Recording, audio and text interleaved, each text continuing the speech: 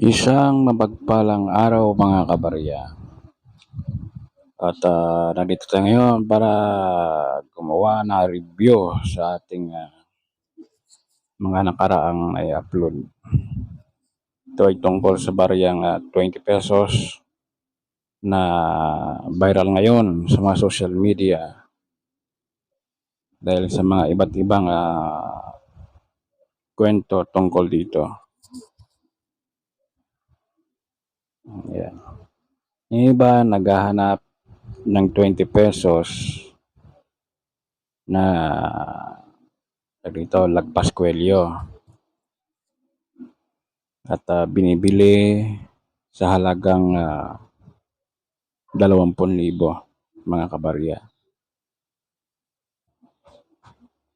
Hindi ko alam kung ano yung nasa isip nung nung bumibili nito. 20K? Nako naman. Ay, ultimo nga si Boss Toyo. Tinanggihan ito. Hindi nga binili ni Ultimo Piso.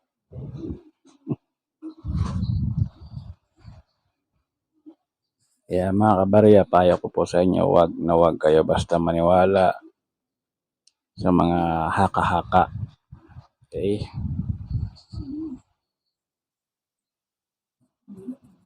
Okay lang sana kung mga halagang sabihin natin yan, 50 pesos, mga 100 yun, medyo kapani-paniwala pa. Pero kung aabot ng 20,000, my God, ano na nangyari sa earth?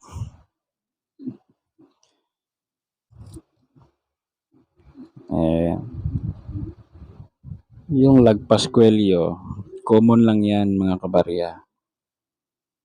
Normal lang yan sa baryang 20 piso. Kasi marami talagang naglalabasan na ganyan. Lagpas kwelyo, pero hindi naman kalakihan, konti lang. Hindi naman masasabing error dahil maraming ganyan. Paikot kalagpas ang kwelyo.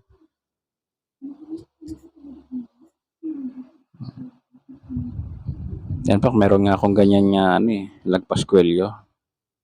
Marami akong ipon yan. Siguro mga nasa 200 yung barya ko na yan. Yan, 20 piso.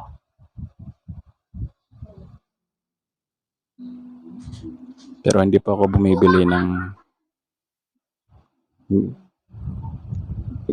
20,000. Malabo.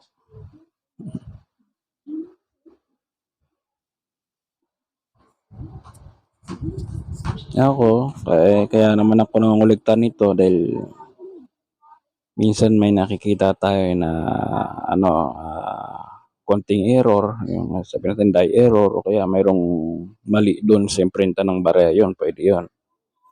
Kinukulikta talaga ng mga kolektor yun. Kasi bihira lang yun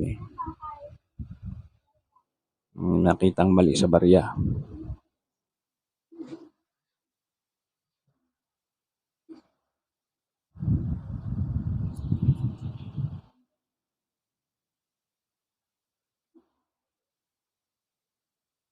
Ay,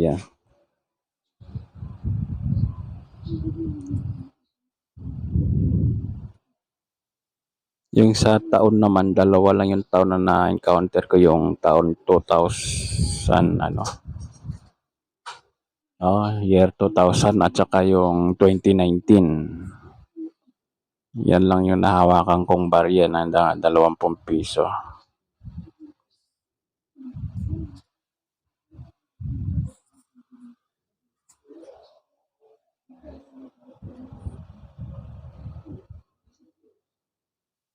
Okay. So, sa mga mayroong hawak nito, wag po kayo basta-basta maniwala. Alamin niyo po muna yung mga bagay-bagay.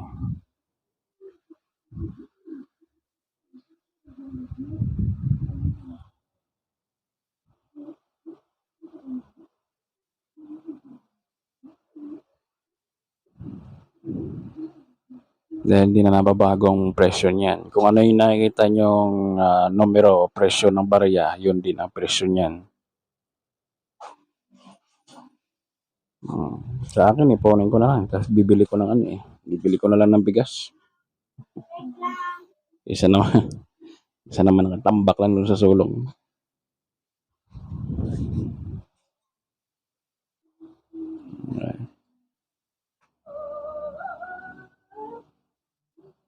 So, yun lang mga kabarya, no?